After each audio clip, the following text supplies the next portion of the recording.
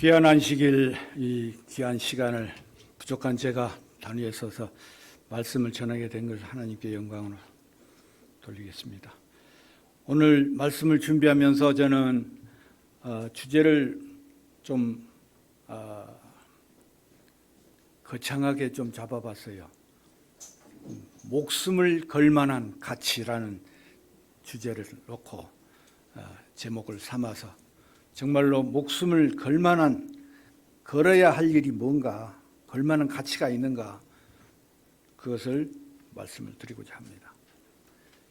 우리가 성경 봉독에서 했다시피 마태복음 13장 46절에 그가 값진 진주를 만나매 가서 자기의 소유를 다 팔아 그 진주를 샀느니라. 이 말씀 앞 구절에 이렇게 배경을 보면은 예수님께서 하늘 천국에 대해서 비유로 말씀을 쭉 하시다가 이 보화를 캐서 또는 보화를 찾아서 장사를 하는 사람을 예를 들게 됩니다. 그런데 이 장사꾼이 아주 귀한 진주를 발견했다 그래요. 그런데 그것을 그냥 헐값에 사는 것이 아니라 너무 귀하고 비싸기 때문에 가격도 묻지 아니하고 저것은 무조건 사야 되겠다는 그런 일념으로다가 자기의 소유를 다 팔아서 가져와서 그 보화를 샀다고 말씀을 하셨습니다. 그것은 무엇을 얘기하냐면 우리가 이 천국 진주를 비유로 말씀을 하셨어요. 그래서 진주는, 이 귀한 보물은 곧 우리 인생의 생명, 이 생명을 얻기 위해서는 내 소유를 다 팔아야 된다, 다 버려야 된다 하는 그런 비유로 말씀을 하신 겁니다. 마가복음 12장 30절 31절을 보게 되면 네 마음을 다하고 목숨을 다하고 뜻을 다하고 또 힘을 다하여 주 너의 하나님을 사랑하라 하신 것이요. 둘째는 이것이니 네 이웃을 네 몸과 같이 사랑하라 하는 우리가 아주 자주 듣던 말씀입니다. 마음을 다한다는 것과 목숨을 다한다는 것은, 이걸 줄이면 무엇입니까? 마음, 내 영혼. 목숨은 어디에 붙어 있어요? 내 육신, 내 몸뚱아리. 그러니까 영과 육을 다해서 목숨까지도 다 내놓을 수 있는 이런 말씀을 하고 있는 겁니다. 그 다음에 뜻과 힘을 다하라는 것은, 뜻은 나의 생각과 계획과 또 모든 지식과, 힘을 다하라는 것은 내 권력과 또 내 달란트, 내가 하고 있는, 그 다음에 내가 역사할 수 있는 모든 것, 부귀, 영화, 권력, 이런 것들을 말할 수 있겠습니다. 힘을 다하라고 그랬잖아요. 이것을 다 바쳐서 주 너의 하나님을 사랑하라. 그것이 첫째 계명이고, 둘째 계명은 네 이웃을 네 몸과 같이 사랑하라. 이보다 더 큰 계명이 없다. 이렇게 예수님께서 딱 잘라서 말씀을 하셨어요. 십계명, 그 다음에 모든 율법, 이런 다 중요치 않다는 거예요. 모든 것을 다 바쳐서 하나님을 첫째 사랑하고, 둘째는 내 이웃을 네 몸과 같이 사랑하라 하는 이런 말씀을 하시는 것입니다. 여러분들이 어느 목적을 달성하기 위해서 한번 내 모든 것을 다 걸고 한번 전념해 보신 기억이 있습니까? 세상 사람들은 누구라도 다 그런 경험들이 있을 거예요. 우리가 연애하는 사람들을 보면은 정말 죽기 살기로 다 걸고 하지 않습니까? 부모님이 반대를 해도 내 집을 나가는 한이 있어도, 내가 죽는 한이 있어도 저 여자를 사랑해야 돼. 저 남자를 사랑해야지. 저 사람 아니면 나는 못 산다. 이 정도로 올인을 한 경우들을 많이 봅니다. 그것처럼 우리가 하나님을 한번 그렇게 사랑했는가 한번 되돌아봐야 될 필요가 있겠습니다. 야고보 1장 21절의 말씀을 보겠습니다. 그러므로 모든 더러운 것과 넘치는 악을 내버리고 너의 영혼을 능히 구원할 바 마음에 심어진 말씀을 온유함으로 받으라. 어떻게 받으라고요? 온유한 마음으로 받으라. 마태복음 5장 5절, 마태복음 5장에 보면 예수님께서 산상수훈으로 하신 말씀 중에 세 번째 나오는 게 온유한 자는 복이 있나니 땅을 기업으로 받을 것이라. 이 땅은 우리가 좋아하는 이 세상적인 땅 몇 평, 땅 몇백 평, 몇만 평 이런 게 아니고 하늘의 땅을 말하는 겁니다. 마음이 온유한 자는, 온유한 마음이 있어야만 우리가 하늘 땅을 기업으로 받을 수 있다. 이렇게 생각하시면 되겠습니다. 22절에 보면요. 야고보 1장 22절에 너희는 말씀을 행하는 자가 되고 듣기만 하여 자신을 속이는 자가 되지 말라. 우리가 하나님의 말씀은 참 주야장차 많이 듣습니다. 요새는 말씀의 홍수 시대에 살고 있어요. 휴대폰을 켜기만 하면, 성경책을 열기만 하면 주의 말씀을 얼마든지 우리가 읽고 듣고 보고 할 수가 있습니다. 정말 홍수 속에 살아요. 좋아하는 목사님, 말씀 잘하시는 목사님, 내용이 좋은 목사님, 설교들을 골라가면서 들을 수 있는 시대에 살고 있습니다. 그런데 말씀을 행하는 자가 되고 듣기만 하지 말고 행하는 자가 되라고 말씀을 하십니다.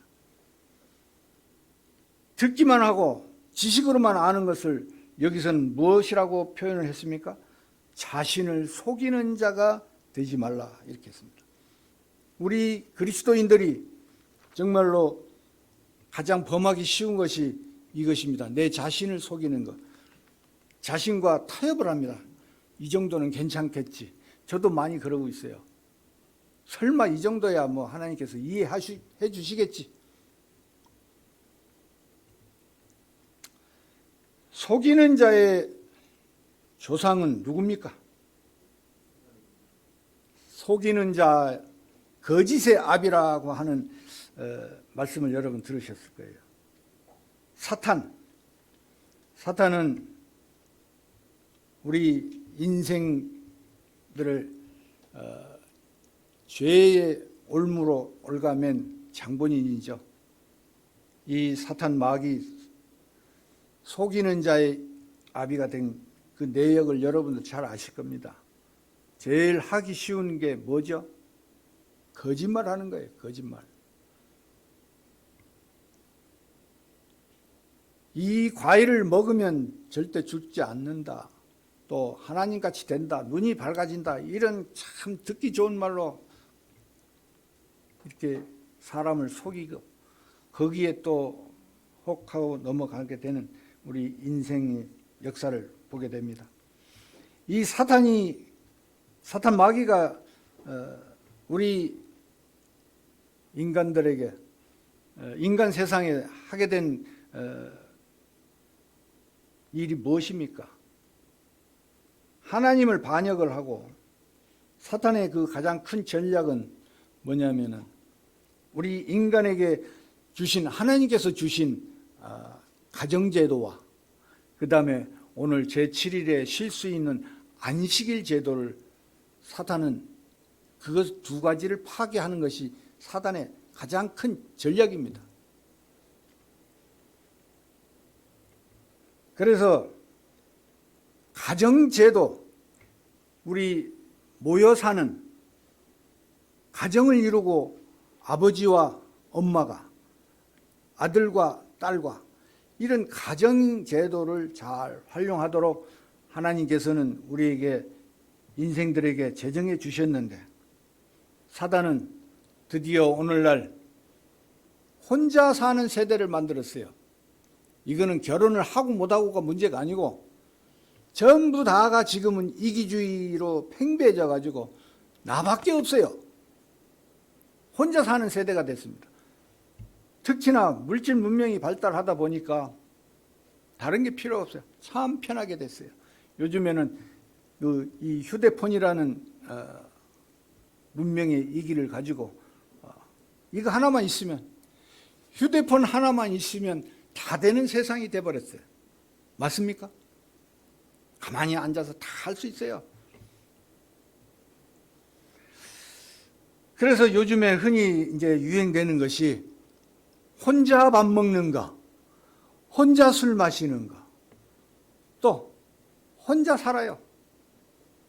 이것이 능력이 있어도 혼자 사는 게, 혼자 가는 게, 혼자 하는 게 재밌거든. 누가 간섭 안 해. 내가 하고 싶은 대로 할 수 있어. 사단이 아주 기묘하게 작전을 잘 짰어요. 하나님 생각을 못하게 했어요. 지금 시대가 너무 변해서 이제는 기계와 살아, 로봇과 살아요. 그런 시대가 왔어요. 이제 결혼을 로봇과 결혼을 한답니다.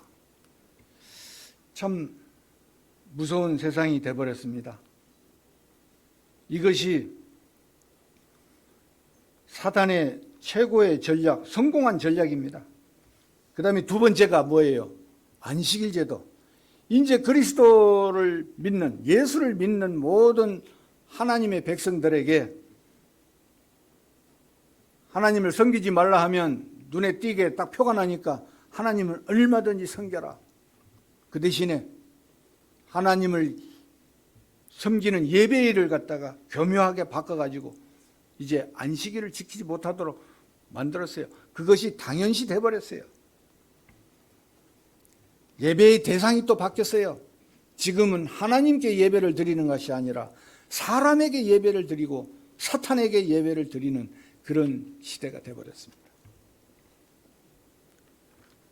지금 우리나라에까지는 아직 안 왔는데 저 미국에는 사탄을 섬기는 교회도 있다 그런답니다. 사탄을 아예 그냥 형상화해가지고. 자, 조금 내용을 바꿔서 우리 야곱의 생애를 조금 보겠습니다. 야곱은 아브라함의 2대 손이죠. 아브라함, 이삭, 야곱. 그런데 이 야곱이 결국에는 이제 요셉이 이제 야곱의 11번째 아들인데, 요셉이 그 형들의 관계에 의해서 애굽으로 팔려가서 또 그 과정이 많지요. 총리가 됐어요. 그 다음에 형제들이 곡식을 구하러 애굽을 내려와서 이제 그 야곱도 애굽으로 이주하게 됐습니다. 그런데 이 야곱이 그 애굽의 바로 왕 앞에 서서 그 왕을 축복을 합니다. 하나님께 기도를 합니다. 그러니까 이 바로 왕이 묻죠. 너는 누구냐? 하면서 이렇게 묻습니다. 나이가 몇이나 되었냐? 이렇게 묻습니다. 그러니까 야곱이 창세기 47장 9절에 보면 나의 나그네 길의 세월이 130년이니이다. 우리 조상의 나그네 길의 연조에 미치지 못하나 험악한 세월을 보내었나이다 하면서 바로 왕에게 구합니다. 그리고 축복을 하고 축복 기도를 하고 떳떳하게 나오죠. 자, 여기서 야곱은 인생 길을 갖다가 자기가 살아온 그 내역을 나그네에다 비유를 했어요. 나그네 길에 대해서. 이 나그네라는 것은 무슨 뜻입니까? 우리말로 나그네. 나그네. 여행하는 사람, 또 돌아다니는 사람, 방황하는 사람, 이런 걸 나그네라고 합니다. 그런데 이 방랑자 생활을 하는 것은 목적지가 있습니까? 없습니까? 목적지가 없어요. 그죠? 그러면 여행자는 내가 어디를 다녀오겠다 하면, 서울을 다녀오겠다 하면 목적지가 있어요. 그런데 우리가 이 나그네의 세월을 갖다가 여기서 우리가 조금 깊이 생각해야 될 필요가 있어요. 왜 여기에서 지금 이 나그네 신앙을 얘기를 해야 되느냐? 이스라엘 백성이 야곱이 이름이 본명이 야곱이고 하나님과 겨루어서 하나님께 받은 이름이 이스라엘입니다. 이스라엘 민족, 이스라엘 오늘날에도 있죠. 이스라엘 민족의 조상이 된 것이, 물론 아브라함부터 이렇게 왔지만 야곱을 들 수가 있어요. 왜? 하나님께서 직접 네 이름을 이제 야곱이라 하지 말고 이스라엘이라 하셨기 때문에. 그런데 이 야곱이 지금 나그네 길에 대해서 얘기를 했어요. 그러면 이 이스라엘 민족이 애굽에서 430년 동안이란 긴 세월을 살다가 보니까 처음부터 노예로 살지 않았어요. 처음에는 아주 귀한 손님 민족으로 이렇게 살아왔죠. 그렇지만 시간이 조금 지나면서 이 이스라엘 백성들이 전부 다 노예로 변하게 됩니다. 그래서 모세를 통해서 출애굽을 하게 되는 과정을 여러분이 잘 아십니다. 우리 하나님을 믿는 우리 영적 이스라엘 백성들, 오늘날에 이스라엘 백성들이 애굽에서 가나안을 향해서 나그네 길을 걸었지만, 오늘날에 우리 하나님을 믿는 영적 이스라엘 백성들이 된 우리는, 우리의 목적지는 하늘 본향인 것입니다. 그런데 이 과정에서 사탄이 우리가 쉽게 본향에 갈 수 있도록 놔두지 않습니다. 애굽에서 이스라엘까지 며칠이면 가는 그 거리라고 그러는데 그걸 40년 동안 방황을 해요. 그것처럼 우리도 하늘 본향을 향해서 가는 것이 그렇게 녹록하지 않습니다. 가만히 두지 않습니다. 히브리 11장 16절의 말씀을 보면, 그들이 이제는 더 나은 본향을 사모하니 곧 하늘에 있는 것이라. 하나님이 그들의 하나님이라 일컬음을 받으심을 부끄러워 아니하시고 그들을 위하여 한 성을 예비하셨느니라. 이 성은 우리가 기다리는 새 예루살렘 성입니다. 예수님 재림하실 때에 새 예루살렘 성이 같이 오게 되죠. 우리의 본향이 가나안, 이스라엘 백성이 가나안을 향해 갔듯이 우리는 하늘 본향, 새 예루살렘 성을 향해 가는 영적 이스라엘 백성인 것입니다. 여기에 하나님께서 그들의 하나님이라 일컬음을 받는 것을 부끄러워 아니하셨다는 말에 조금 유의할 필요가 있어요. 이것이 무엇이냐? 내가 하나님을 섬기고 하나님을 믿는 것을 세상 사람들 앞에, 사탄 앞에 부끄러워해서 내가 하나님 백성임을 부끄러워하는 것을 바꿔서 말씀을 표현해 주신 거예요. 하나님께서 우리의 하나님이 되신 것을 부끄러워 안 하신다는 거예요. 그래서 준비하신 것이 새 예루살렘, 한 성을 예비하셨다 그랬죠. 그래서 우리가 일상생활에서 하나님 섬기는 것을 부끄러워하거나 또는 소원하게 생각해서는 안 되는 것입니다. 나의 계획과 나의 모든 것, 내가 살아가는 모든 것, 내 생명, 이것들도 아낌없이 내놓을 수 있는 그런 믿음의 소유자가 되어야 되겠다 하는 말씀입니다. 고린도전서 9장 26절 27절을 보겠습니다. 다름질하기를 향방 없는 것 같이 아니하고 싸우기를 허공을 치는 것 같이 아니하고 내가 내 몸을 쳐 복종하게 함은 내가 남에게 전파한 후에 자기가 도리어 버림이 될까 두려워함이라. 제가 말씀을 조금씩 줄여서 이렇게 읽었습니다. 얼마 전에 세계 올림픽이 일본에서 열렸죠.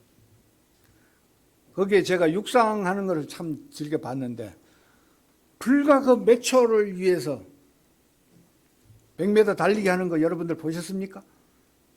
빨리 달리면 몇 초죠? 10초? 9초 몇 이렇게 끝나죠. 그 잠깐 순간을 위해서 정말로 피나는 훈련들을 하고 연습을 하고 고생들을 하고 했을 겁니다. 여러 사람이 다 달려가는데 목표는 어디예요? 결승 라인 아닙니까? 결승선. 그 결승선을 향해서 다름질을 한다는 겁니다. 그 다음에 싸우기를 허공을 치는 것 같이 하지 않는다. 복싱을 또 보니까 복싱은 둘이 하죠. 상대방. 그런데 어디를 맞춰야 승리를 합니까? 상대방의 키포인트 맞춰야 되는데 못 맞추면 허공을 치게 되면 어떻게 돼요? 아무 점수가 없어요. 자, 여기에 내 몸을 쳐 복종하게 한다는 것을 우리가 신중하게 생각해야 됩니다. 내 몸을 내가 쳐서 복종하게 만든다는 뜻이 무엇일까요? 내 육신의 정욕을 제어할 수 있어야 된다는 거예요. 내가 참아야 된다는 거예요. 먹고 싶은 거 참아야 되고 하고 싶은 일 참아야 되고 가고 싶은데 참아야 되고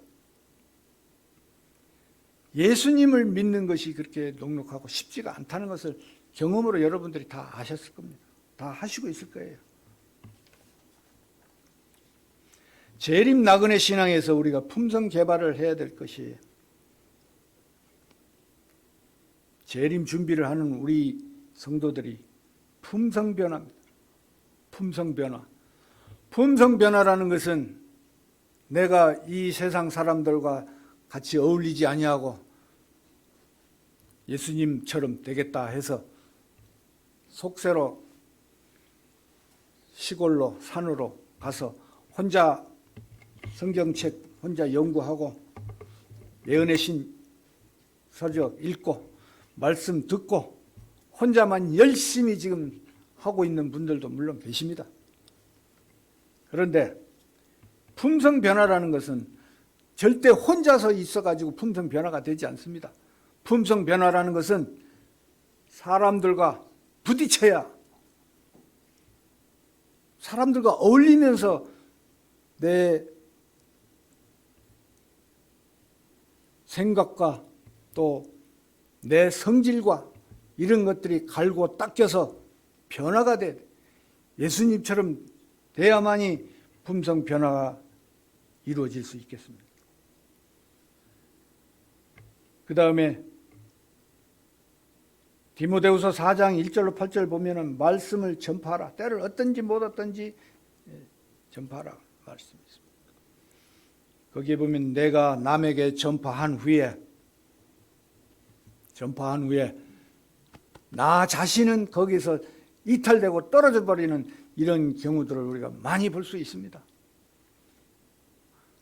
하나님을 섬기고 말씀을 전파하겠다고 자기의 생업으로 삼아서 목회를 하는 목사님, 신학을 공부하고 하는 그런 목사님들도 때로는 어떻게 됩니까?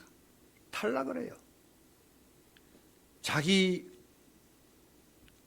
생각대로 성경을 해석을 하고 이해를 하고 또 사람을 따라서 믿다가 보니까 그 길이 틀린지 아닌지 알고 가는지 모르고 가는지 하여튼 이탈을 해버려 목표를 잃어버린 선수처럼 그런 모습들을 우리 주변에서 많이 보아왔습니다. 같이 믿음 생활을 하다가 그 박수 소리에 자아도취가 돼가지고 교만해져서 하나님을 잊어버리고 망각하고 떠나버리는 사람들을 많이 봤습니다. 누구라고 말은 하지 않겠습니다. 그러나 그것이 성경에 이미 예언돼 나와 있습니다. 자기도 못 들어가고 남까지 못 들어가게 하는 정말로 연자 맷돌을 메고 바다에 던질 스스로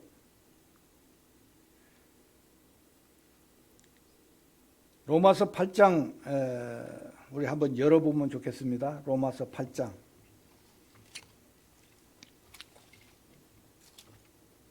로마서 8장을 한번 보겠습니다. 6절부터 6절, 7절, 8절을 좀 성경 가지고 계신 분들 한번 찾아주시기 바랍니다. 5절부터 읽겠습니다. 8절까지요. 9절까지 읽겠습니다. 자, 시작. 육신을 따르는 자는 육신의 일을, 영을 따르는 자는 영의 일을 생각하나니 육신의 생각은 사망이요 영의 생각은 생명과 평안이니라. 육신의 생각은 하나님과 원수가 되나니 이는 하나님의 법에 굴복하지 아니할 뿐 아니라 할 수도 없음이라.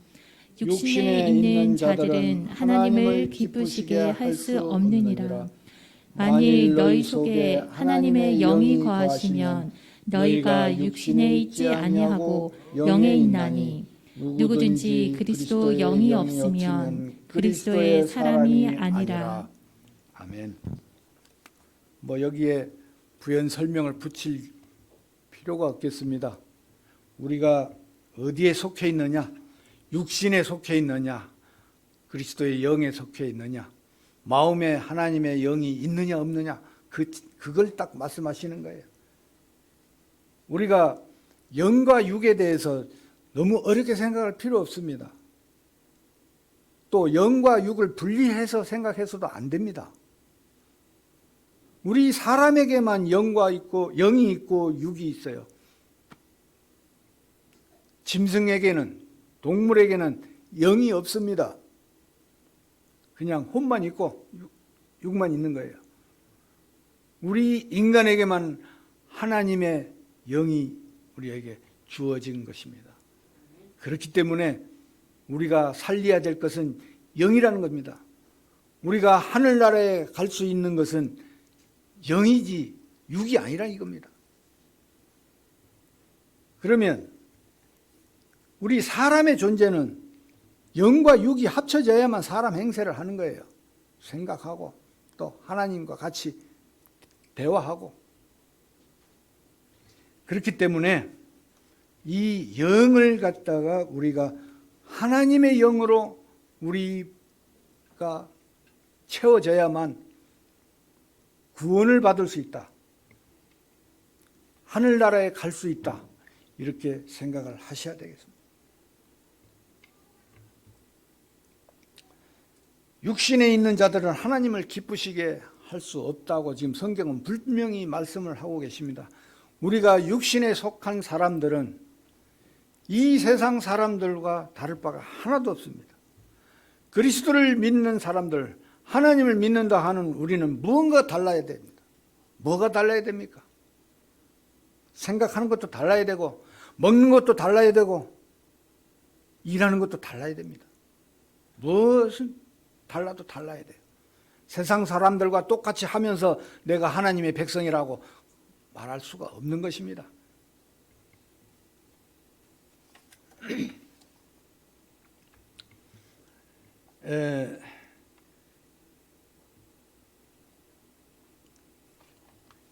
지금 그 마가복음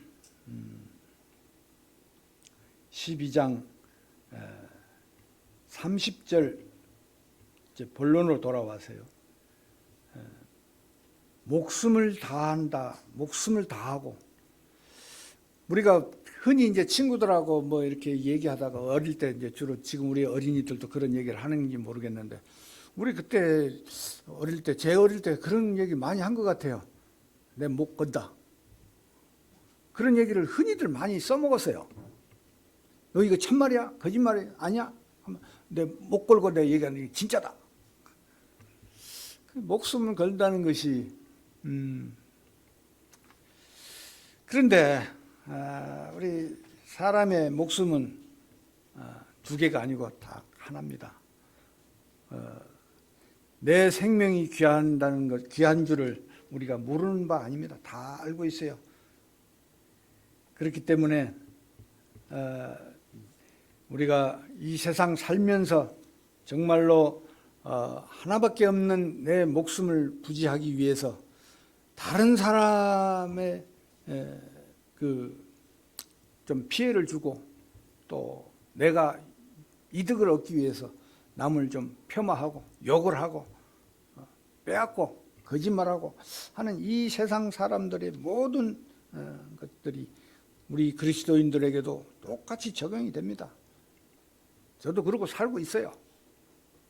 그렇기 때문에 정말로 어떻게 하면 내가 그리스도인으로서 참 모범이 되고 살아가고 있는가, 이런 것들을 좀 깊이 생각해 봐야 될 필요가 있습니다. 어떻게 하면 우리가 하나님을 기쁘시게 할 수 있을까? 사탄 앞에서 하나님을 부끄럽게 해서는 안 되겠습니다. 예. 특히나 사탄의 공격은 세상 사람들이 아니에요. 전부 세상 사람들은, 하나님을 믿지 않는 사람들은 다 사탄의 자기 백성이기 때문에 그들에게 공격 안 합니다. 잘 되게 만들어줘요. 그러면 사탄의 공격 대상은 누굽니까? 그리스도를 믿는 사람들이에요. 하나님을 믿는다고 하는 우리들입니다. 특히나 여인의 남은 자손, 여자의 남은 자손, 남은 자손, 여자의 남은 자손이라는 그 비유의 말씀을 우리가 잘 알아야 돼요.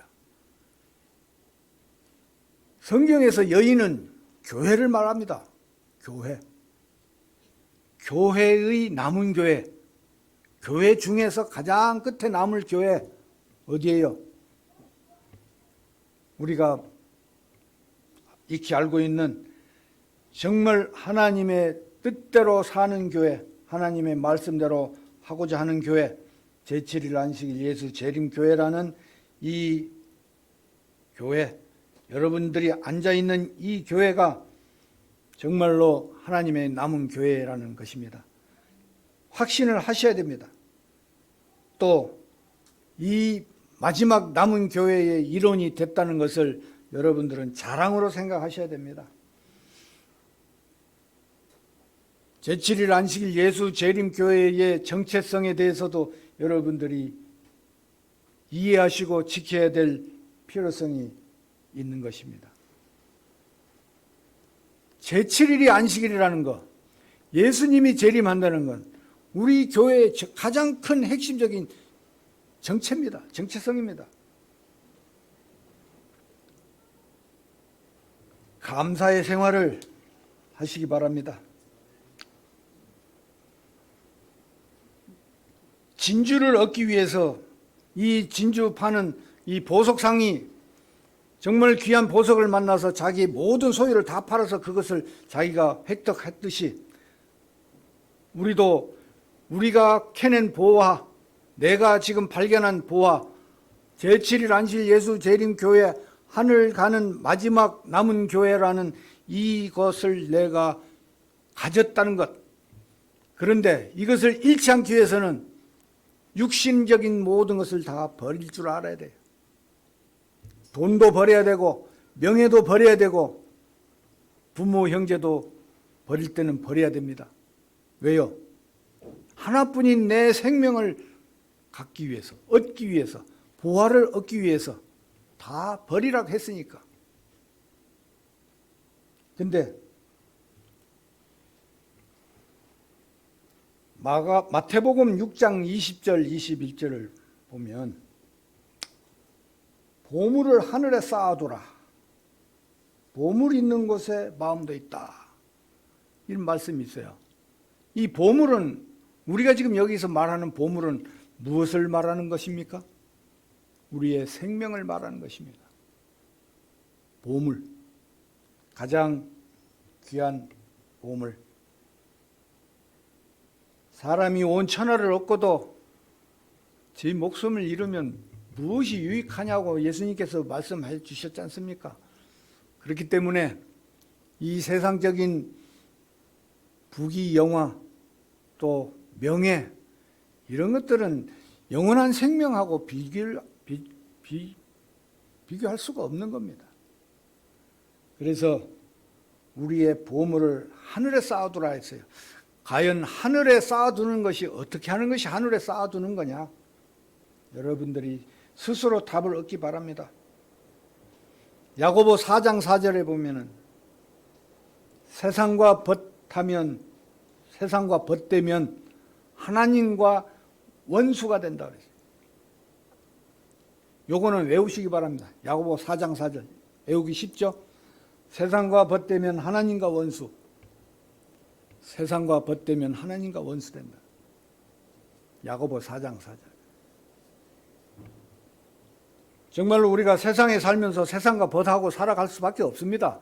세상에 속해 있으면서 우리가 일상생활을 영위하면서 세상과 어떻게 벗을 안 합니까? 세상 친구도 만나야 되고 또 세상적으로 살아야 됩니다. 그렇지만 우리의 그 하늘 가기 위해서 준비하신 여러분들은 절대로 하나님과 원수되는 일을 해서는 안 됩니다. 우리 마음속에 하나님을 사랑하는 첫 번째 조건, 세상 살면서도 여기서 말씀에 버리라고 했다 해가지고 관심이 없고 돈 버는 것도 관심 없고 그냥 교회만 와서 살아라 그런 뜻이 아니에요. 이거는 우리가 세상과 쫙 해서 살지만은 하나님보다 더 사랑하지 말라는 겁니다. 하나님을 먼저 더 사랑하고 먼저 생각하자는 겁니다. 그렇게 되다 보면 세상이 자유로울 수가 있어요. 오늘 교과 시간에도 배웠다시피 우리가 진리 안에서 말씀 안에서 자유로워야 돼요. 뭐 이거 먹으면 요금 돼지국물 들어간 그 냉면 육수 한 그릇 한 모금 먹었다 해가지고 그거 벌벌 떨지 말라는 얘기예요. 하나님을 사랑하게 되면 그런 것을 다 잊을 수가 있어요. 이길 수가 있어요. 그래서 자유로워진다는 겁니다. 그 자유로워진다는 것을 이해하시기 바랍니다. 하나님을 먼저 생각하고 또 우리가 받은 이 사명, 먼저 하나님의 제자가 된 우리가 정말 내 목숨을 걸어서라도 투자 가치가 있는 최고의 투자 아닙니까? 내 영혼을 구한다는 것이 이 내 삶이 내가 태어나서 죽을 때까지 짧은 기간 100년도 못 사는 이 짧은 기간이지만 영원히 살 수 있다는 보장을 이미 우리는 받고 있어요. 알고 있어요. 얼마나 큰 축복입니까? 여기에 내 목숨 한번 걸어볼 가치가 있는 겁니다. 그래서 지금 우리가 정말로 힘든 시기에 살고 있지만 세상적으로 정말 얼마나 말도 못하게 지금 힘든 시기인지는 여러분들이 아실 겁니다. 우리나라는 아무것도 아니에요. 우리나라는 지금 복받은 나라예요. 왜요? 하나님을 섬기는 사람들이 많이 살고 있습니다. 그렇기 때문에 대한민국은 정말 복받은 나라예요.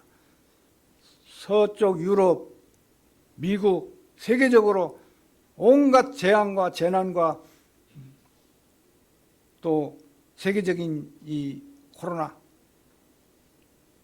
한국 사람 된 것을, 한국 백성 된 것이 정말로 다행이고 또 하나님의 축복인 것을 우리가 기억해야 되겠습니다.